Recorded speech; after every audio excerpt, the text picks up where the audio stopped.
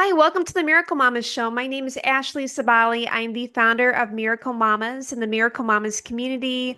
Welcome. We try to raise the bar on maternal health one step at a time. And today we have a wonderful speaker. I am donning my sash and crown because this is our USOA Queen series. And with me is USOA Ms. Illinois, Brittany Ramsey. Brittany, would you like to introduce yourself? Yes, absolutely. Well, first, I just want to thank you, Queen Ashley, Mrs. Illinois, for allowing me to be a part of your amazing podcast today. What you are doing in your community is it's amazing. So I just want to share that. And yes, I am Dr. Brittany Ramsey. I have been a fitness expert and keynote motivational speaker now for the past 15 years. I love what I do.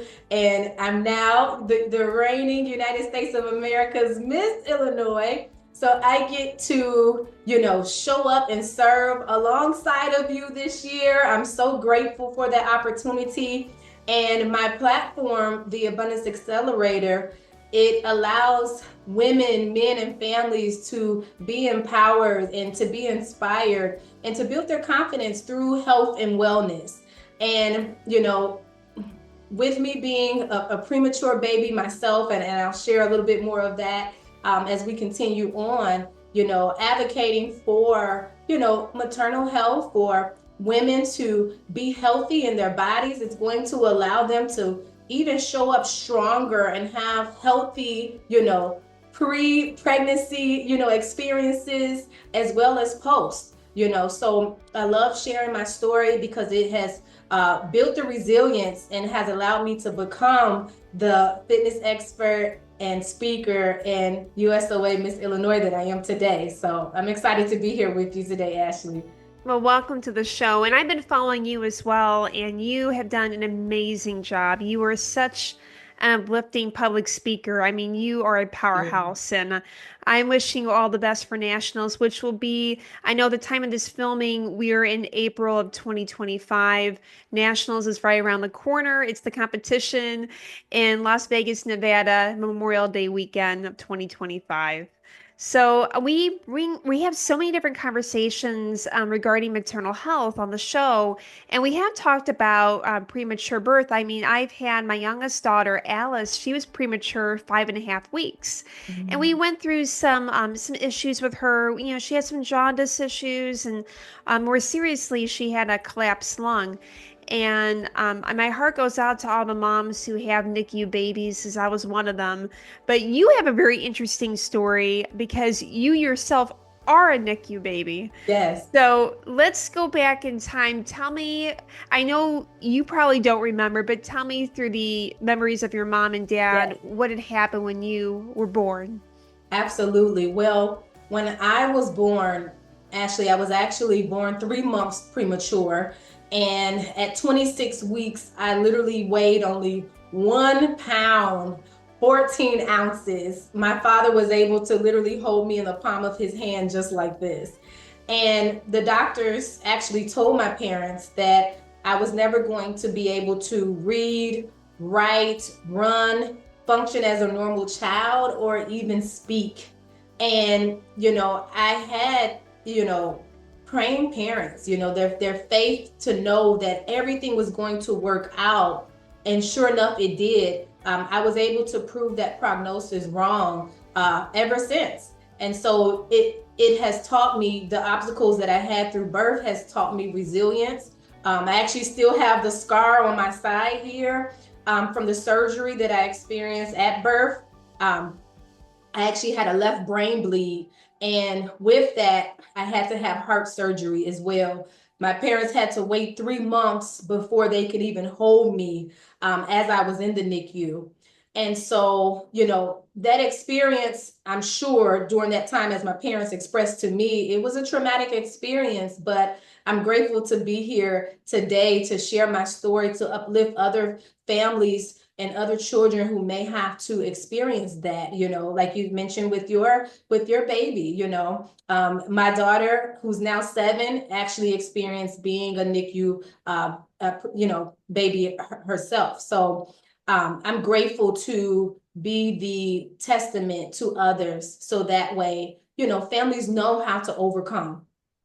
So tell me about your daughter's birth. What was that like? Was it a normal pregnancy? Was it a normal delivery? What was that experience like? Okay, I love that question, Ashley, because my pregnancy, the entire 9 months was amazing. Okay, like I had the most beautiful pregnancy, healthy. I was actually personal training in the gym with my clients. At 9 months, I was literally still doing box jumps on big plyometric boxes, Oh training my clients. God. My daughter Zariah Joy is her name. She has my middle name, which is Joy. She literally was supposed to be due September 6th. My last client at that time was September 1st. So I was still moving and shaking and rolling. However, she didn't come until September 19th. So she was like, I am not ready yet to come out. But during the birth process, it was, I would definitely say, a traumatic experience for me, because nothing actually went planned, on my birth chart that I expected. I actually wanted to have a natural water birth with her. However, during that time, I actually labored with her for 3 days straight. I mean, I'm the mom who didn't want the pitocin. I didn't want an epidural. I wanted to just experience what it was like to breathe through the contractions and Oh my gosh. medication. And by the third day, um, to be honest, my body was just exhausted at that point. I would have loved to go another week. Mentally, I was ready to keep going, but physically, the body was like, it's time to stop. However, during that time, on that third day, she actually pooped like right before, when I was 9 centimeters, trying to push her out. And at that time, the doctors made the decision so that way we didn't wait any longer, that we would need to do the epidural. And when I went to do the epidural, her heart rate ended up coming down. And so we actually had to do an emergency C-section. So at that time, I remember, I mean, the doctors like literally rushed me into that emergency room. And sure enough, by the grace of God, she's still here. However, her respiratory levels were very low, and she did have to stay in the NICU for about 7 days. Okay. They did have to do a spinal tap to make sure that there were no infections in her brain. And during that time, they had to monitor her respiratory levels. And I remember actually being at a level at the hospital floor where no other moms were there with their babies. I was on the floor just by myself because the floor where all the NICU babies were at a lower level. And I was just so sad. I was crying because I wanted my baby to be right there with me. And I remember at the time when it was time for me to be discharged, she was not able to be discharged yet. And I was literally like just praying if I can just stay there right there with her. But long story short, she's here today. She's healthy. I nursed her for 3 years straight, and she's in the first grade currently, reading at a third grade level. And she's my mini me. She's the little mini motivational speaker as well. And so I bring her with me when I speak. She enjoys acting and modeling and gymnastics, and she loves to freestyle also. She's a little positive rapper.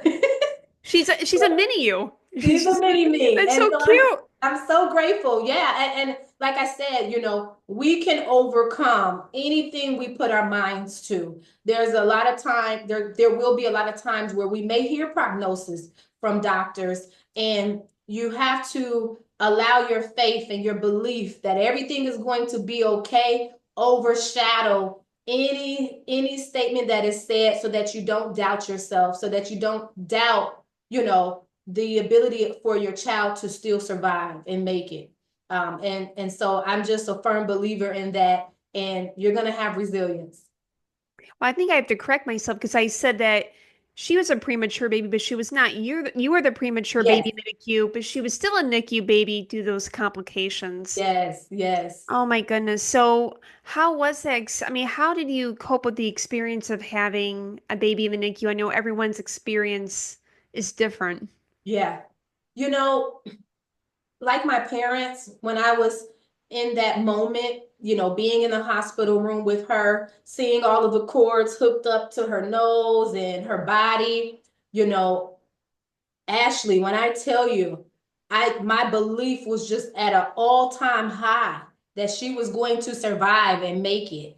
You know, I knew that the doctors had to take certain precautions to make sure that there were no infections that were happening.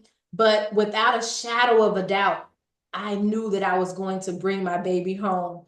And, I believe that discipline through fitness, through even prioritizing my body, it has allowed me to strengthen my mindset with everything that's happening in life. And I think that it's connected. The way that we prioritize and discipline and take care of our bodies is directly correlated to what we think and how we experience our daily lives.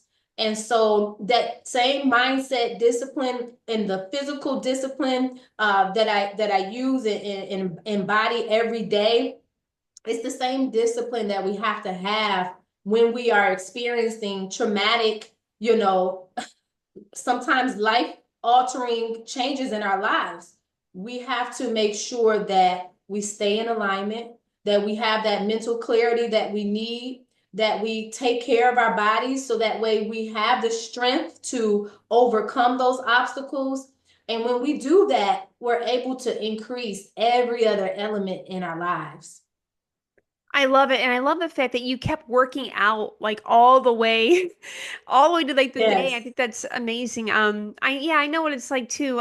When Alice was born, she was transferred 40 miles away. And so I had to Wow. kind of stick in my hospital because I was denied transport. So it's like, I mean, like psychologically, I wasn't ready. So, I mean, like Yeah. the Alice had to come out. She had emergency I had emergency C-section for her.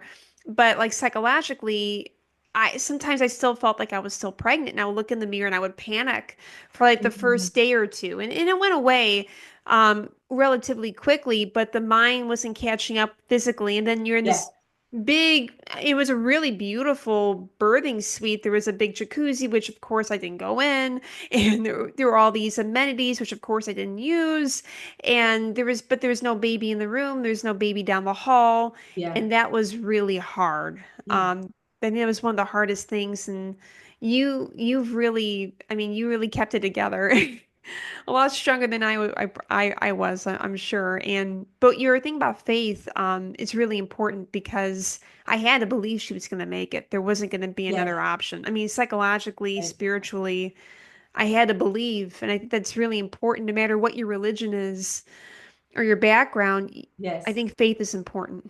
That's so true. And just to piggyback off of that, Ashley, you know, it whether it's through birth or what we're doing in our everyday careers and our businesses and in life, it comes down to our belief in ourselves. Even as queens, we didn't win this title without having that belief in ourselves that we could win.